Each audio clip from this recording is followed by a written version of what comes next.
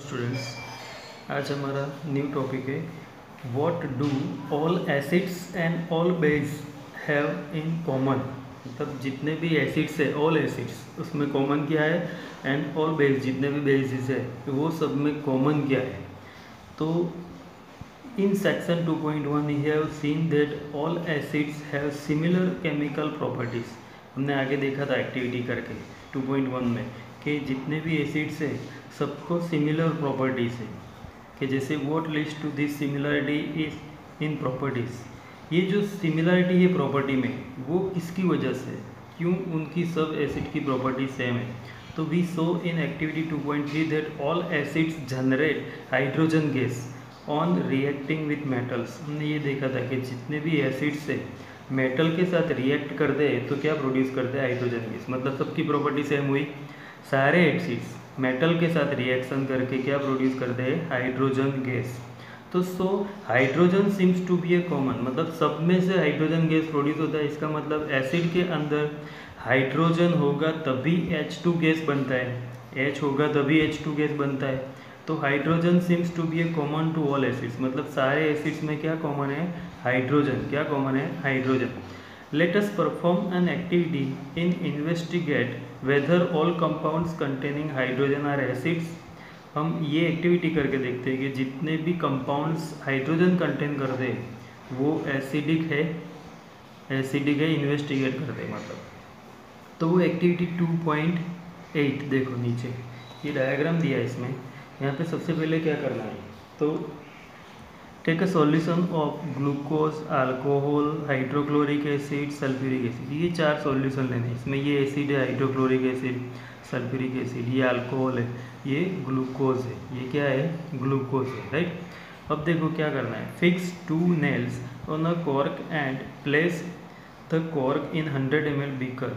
ये 2 नेल है, ये एक नेल और ये एक नेल, ये रबर कॉक है। कॉक के ऊपर उसको ऐसे फिक्स कर दिया है दोनों नेल को, राइट। और ये जो बीकर है उसके अंदर उसे रख दिया है ऐसे।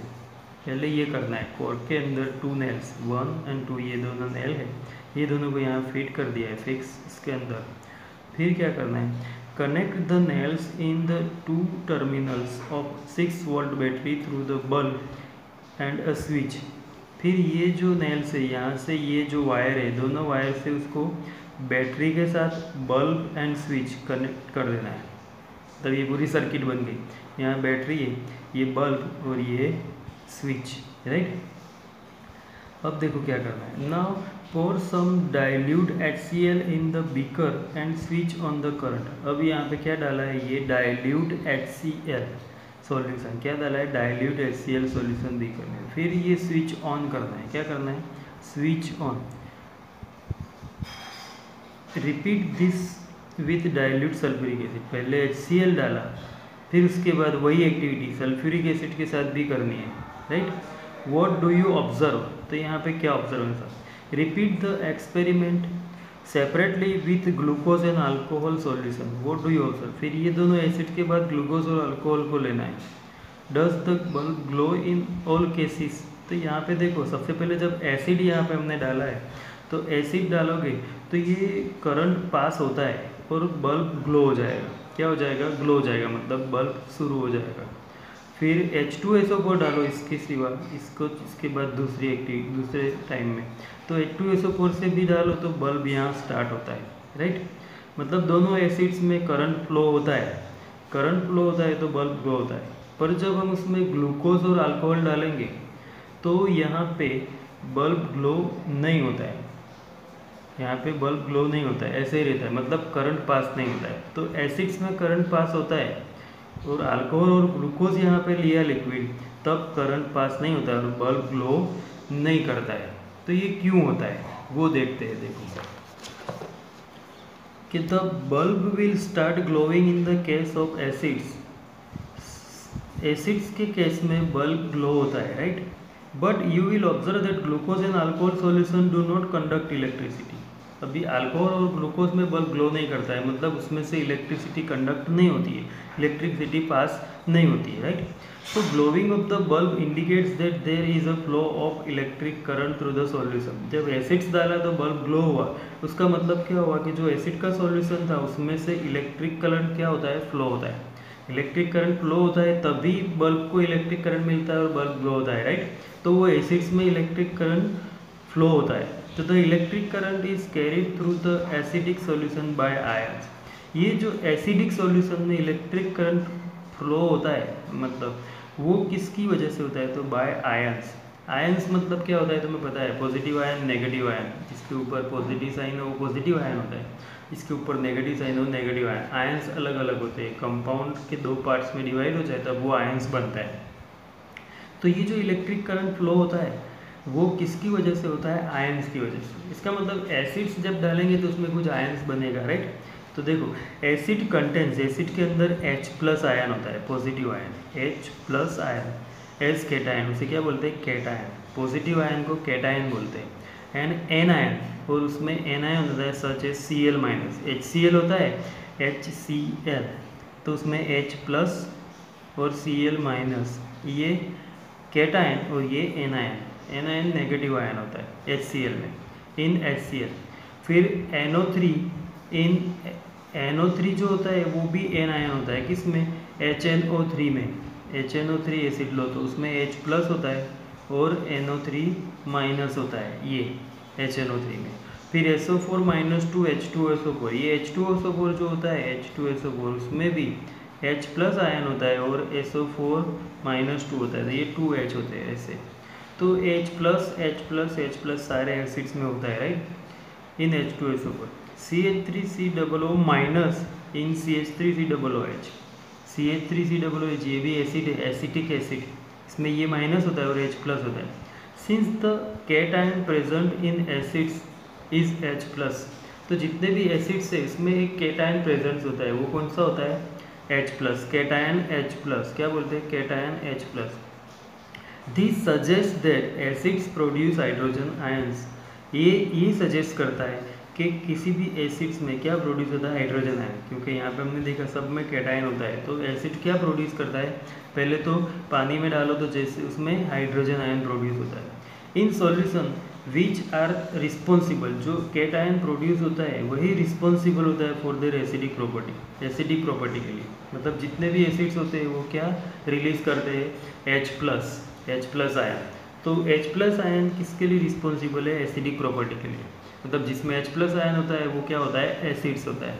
तो H+ ion is responsible for this their acidic property, acid की प्रॉपर्टी के लिए कौन रिस्पॉन्सिबल है, H+ आयन, ये याद रखना है, right. Repeat the same activity using alkalis, alkalis मतलब base, such as sodium hydroxide NaOH base, calcium hydroxide CaOH twice base, etc. What can you conclude iron from the result of this activity? जब तुम यहाँ पे base के साथ यही activity करोगे तो NaOH लोगे तो बल्ब ग्लो होगा, NaOH लोगे तो बल्ब ग्लो होगा। तो यहाँ पे N आयन OH- आयन होता है और हाइड्रोक्साइड में भी OH- आयन होता है। तो ये जो बेस होता है अल्कलीज, अल्कलीज क्या करते हैं, जैसे एसिड H+ रिलीज करता है, ये जो बेस होते हैं वो OH- रिलीज करते हैं, क्या रिलीज करते हैं, OH- ion.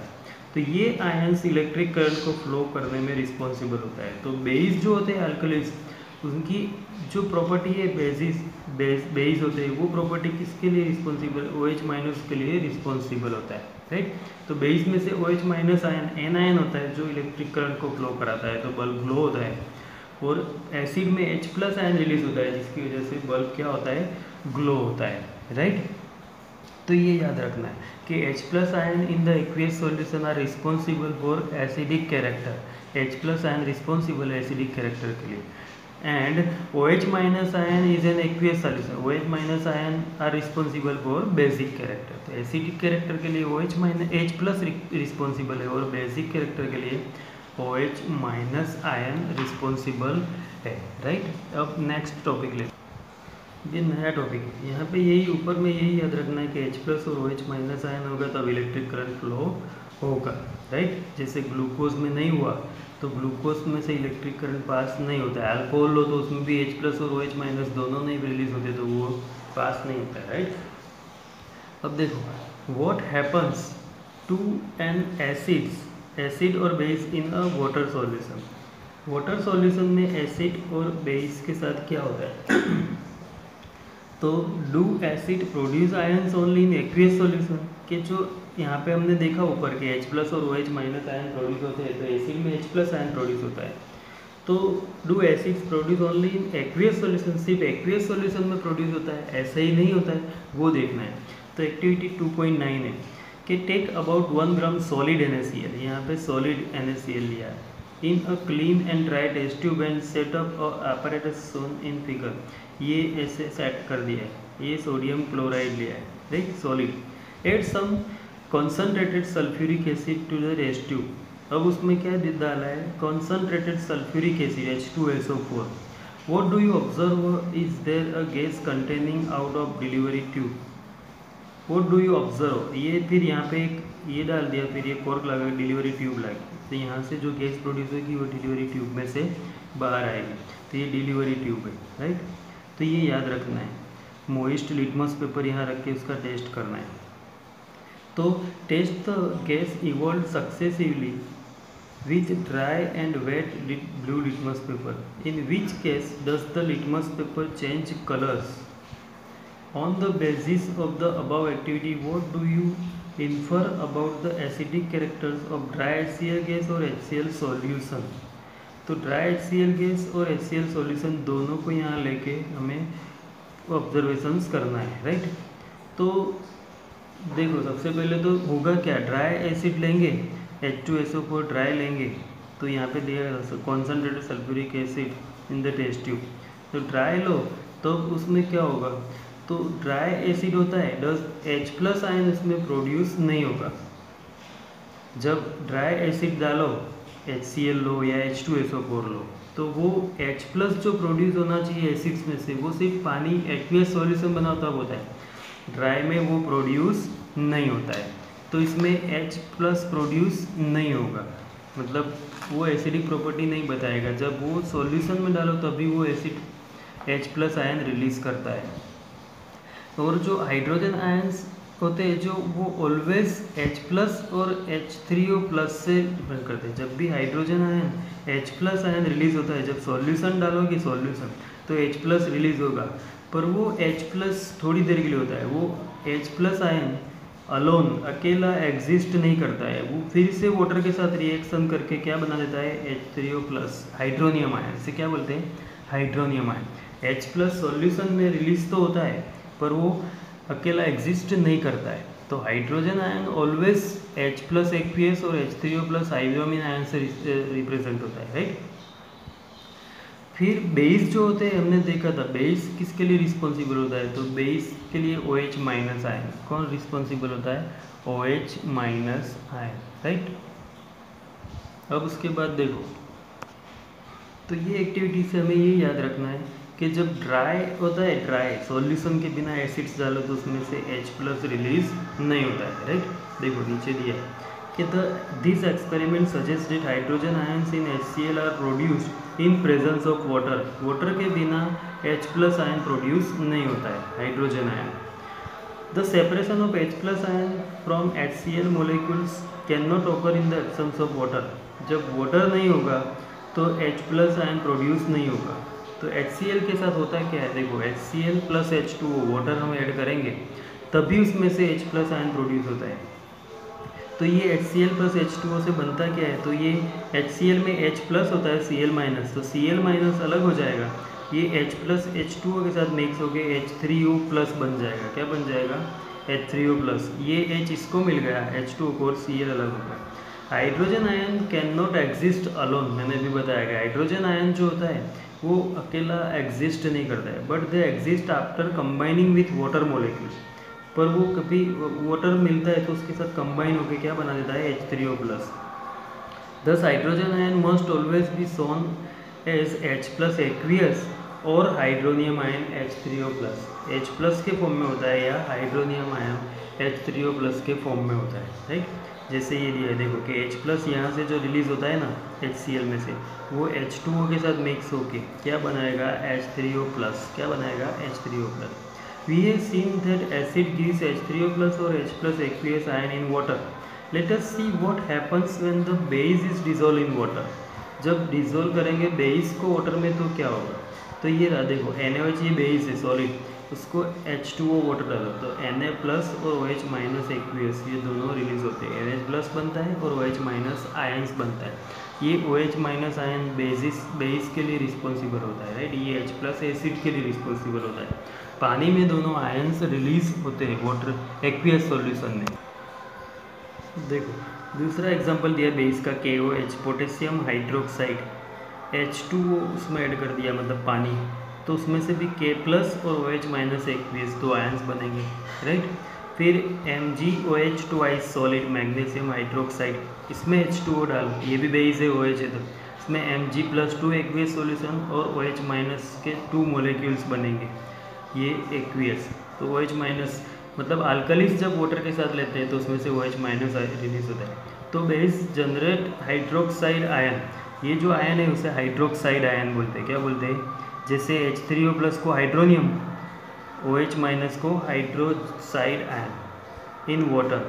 Basis which are soluble in water are called alkalis. और ये बेस जो होते हैं ना, बेस जितने भी बेस वाटर में सोल्यूबल है उसे क्या बोलते हैं, अल्कलीस। ये याद रखना, बेस तो है पर वो अगर वाटर में सोल्यूबल है तो उसे क्या बोलते हैं, अल्कलीस। क्या बोलते हैं, अल्कलीस, राइट। तो ये याद रखना है इसी बेस के बारे में। ये देखो all basis do not dissolve in water, सारे बेसिस वाटर में डिजोल्व नहीं होते हैं।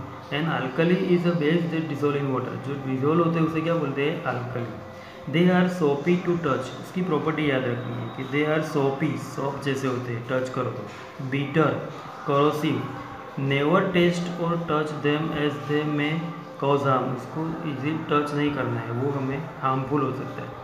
Which of the basis in the table 2.1, ये तो आगे हमने टेबल देखा था, उसमें कौन सी अल्कलीज है वो हमें करना है, राइट। ये नहीं करना। अब देखो now as we have identified that all acids generate H plus aqueous, अभी हमने ये आइडेंटिफाई कर दिया कि जितने भी एसिड्स है क्या रिलीज करते हैं, H प्लस एक्वियस सॉल्यूशन में, वाटर के बिना नहीं, राइट। ये याद रखना है। And all basis generate OH minus ion aqueous, वो भी OH माइनस आयन रिलीज करते हैं वाटर के साथ। तो we can view the neutralisation reaction.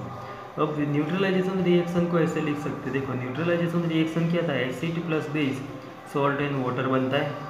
तो वो कैसे बनता है, तो ये एक एसिड दिया है, देखो एसिड मतलब उसमें H होता है, यहाँ कुछ भी हो H2SO4 हो, Cl हो, HNO3 हो, कुछ भी हो, मतलब ये एक फॉर्म दिया है, सिर्फ X लिख दिया है, उसकी जगह पे कोई भी एसिड हो सकता है।